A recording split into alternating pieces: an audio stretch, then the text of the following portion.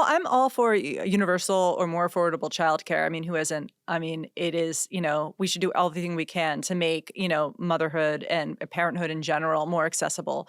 I just don't think the evidence shows that that goes a long way to addressing the gender pay gap, because it said women still want the flexibility to be there for sort of those moments, for to be engaged in their children's lives.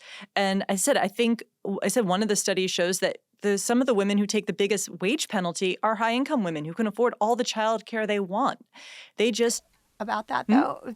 Part of the research also shows that if you look at the research from biologists or sociologists rather than economists, which is outside of our wheelhouse here, I know, but I'm going to introduce it, that there's something biological, that the way that we think about maternity cover is 6 weeks or 6 months is actually insufficient for the bonding period of time versus places like the UK where they have a year of cover.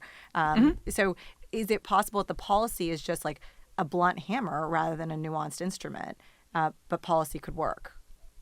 Yeah, well, I mean, it also depends on what our objective is. I mean, I think we also all agree that we should have longer maternity leaves, but that's not good from the point of view of closing the gender wage gap, because that means more time out of the labor force. So, I mean, I think this is my point generally, is like the needs of every family is really different.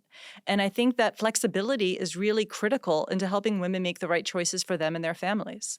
And that's why policy just becomes far too blunt a tool. And sort of there are scope for policies, certainly, to make having children a better experience, a more rewarding experience, but they won't necessarily address the gender wage gap, but they do fix other problems.